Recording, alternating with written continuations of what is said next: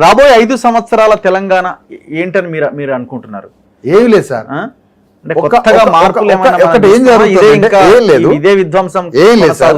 1970, 50, 70, 80 వరకు తెలంగాణ రెడ్డి రావులు కరణాలు మీసాలు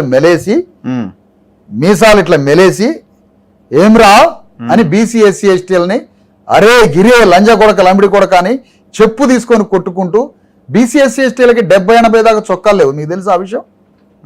మీరు తెలంగాణ చరిత్రని బయటికి తీయండి, చరిత్రలో ఇప్పుడు పోవాలా. తెలంగాణలో చొక్కా వేసుకునే అర్హత లేదు బీసీ ఎస్సీ ఎస్టీలకి. కాళ్ళకి చెప్పులు లేవు, తలకి పాగా లేదు, పిల్లగాళ్ళు చదువుకోవడానికి వీలు లేదు. ఇలా 80 దాకా అదే, 80, 90 దాకా అదే నడిచింది. ఎప్పుడైతే గ్లోబలైజేషన్ ఇవన్నీ పెరుగుతూ టెక్నాలజీ పెరిగింది ఇది.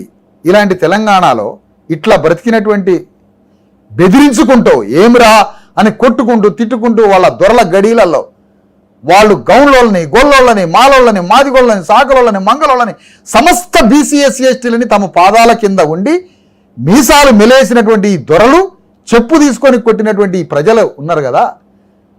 ఇప్పుడు ఏం జరగబోతుందంటే అదే రెడ్డి రావులు బీసీ ఎస్సీ ఎస్టీ ఓట్లని పొందడానికి బాగుండ్రానే, తిన్నరానే, తాగిరానే, ఎప్పుడు వచ్చిర్రే అని ఇట్లా పలకరించుకుంటూ నైస్గా మన బీసీ ఎస్సీ ఎస్టీలనే వాళ్ళని తలదువ్వుకుంటూ వాళ్ళు తిన్నరానే, తాగినరానే అని ఆ టిఫిన్ చేయించో, లేదా హోటల్లో బిల్లు కట్టో, లేదా వైన్ షాపుల కాడకు అంత మందు పోయించో, ఇందులోనే దళారులను తయారు చేసి ఆనాడు ఉన్నటువంటి ఫ్యూడల్ ఫేస్ ఏదైతే బెదిరించే ఫేస్ని నవ్వు ముఖంలోకి మార్చి మన బీసీ ఎస్సీ ఎస్టీల ఓట్ల కోసం ఒక గజ దొంగ నాటకాలు ఆడే రెడ్డి రావుల రాజ్యమే తెలంగాణలో మిగిలిద్ది.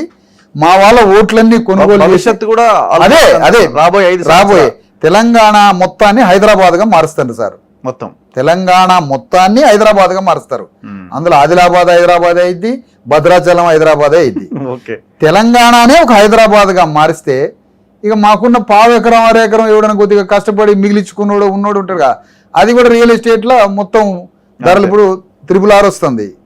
666 అది రెడ్డి రావుల రింగ్ రోడ్, అది రెడ్డి రావుల రింగ్ రోడ్, అది 666 ఇది. అది అంటే వాళ్ళు భూములు కొనుక్కుంటారు చుట్టుపక్కల. వాళ్ళకి ఎప్పుడైతే సెంట్రల్లో పాస్ అవుతుందో హైవేస్ దగ్గర బిల్లు పాస్ అయ్యే టైం ఉంటుందో వాళ్ళకి డైరెక్షన్ వస్తుంది. ఆ రోడ్ వెళ్ళడం కూడా వాళ్ళని ఆనుకొని అట్లా ఈ క్లబ్ లో కూర్చొని మాట్లాడుకుంటారు ఒక వర్గం రెడ్డి రావులు. రింగ్ రోడ్ వస్తుంది కదా అనుకుంటారు. రెడ్డి రావులు ఎవరు అక్కడ క్లబ్ లో కూర్చొనేది?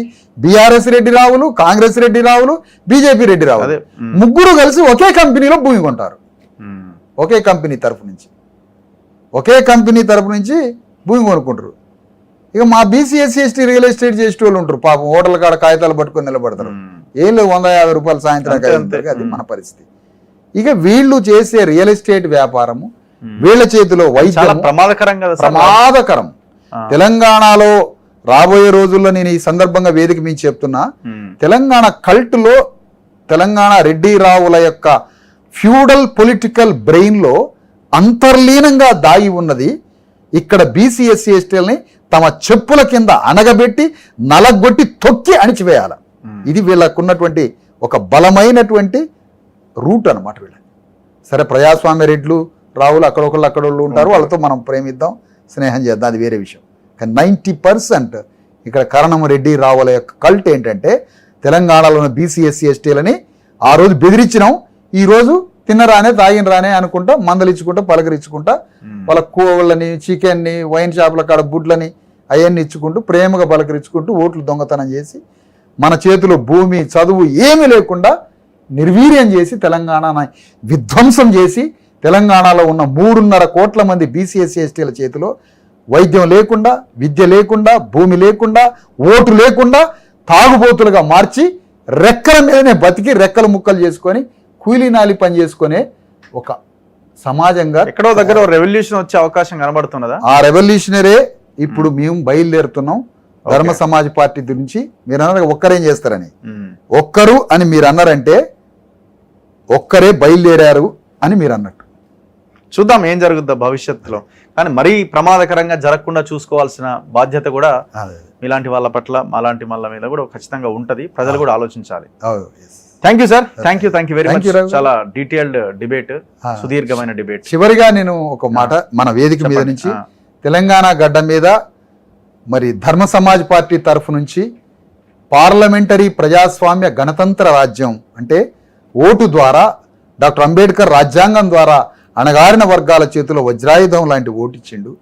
ఈ ఓటుతో 150 కోట్ల మంది తలరాతని మార్చే పార్లమెంటులో మన అభ్యర్థుల్ని పంపిస్తే, మన బీసీ ఎస్సీ ఎస్టీ అభ్యర్థుల్ని పంపిస్తే పార్లమెంట్లో మనం భూమి బిల్లుని తెచ్చుకోవచ్చు, విద్యని, వైద్యాన్ని, ఉపాధిని, పార్లమెంటులో అనేక చట్టాలను తెచ్చుకొని మన జీవితాలను మార్చుకోవచ్చు.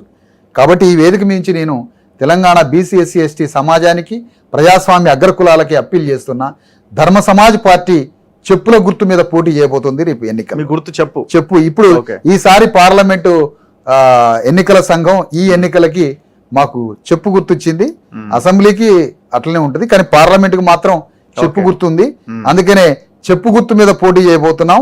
అగ్రవర్ణ ఆధిపత్యాన్ని, రెడ్డి రావుల పెట్టుబడిదారుల అగ్రవర్ణాల ఆధిపత్యాన్ని చెప్పులతో తిరగబట్టు చేయబోతున్నాం. తెలంగాణ గడ్డ మీద చెప్పులతో సమాధానం చెప్పబోతున్నాం, చెప్పు చూపించబోతున్నాం. తెలంగాణ అగ్రవర్ణ ఆధిపత్యంతో, వ్యక్తుల మీద కాదు. అందుకని ఆనాడు చీపిరి కట్టతోటి తరము కొట్టండి అని కేజ్రీవాల్ అన్నట్టుగా తెలంగాణ గడ్డ మీద బీసీ ఎస్సీ ఎస్టీలు అంతా చెప్పు గుర్తు మీద ఓటేసి అగ్రకుల ఆధిపత్య, దొరల ఆధిపత్యాన్ని, రెడ్డి రావుల ఆధిపత్యాన్ని దించి అణగారిన వర్గాలని పార్లమెంట్లోకి పంపి మన చేతిలోకి రాజ్యాధికారం రావడానికి మరి బీసీ ఎస్సీ ఎస్టీలు, అగ్రకుల ప్రజాస్వామికవాదులు అందరూ అర్థం చేసుకొని చెప్పు గుర్తు మీద ఓటేయాలని ఈ సందర్భంగా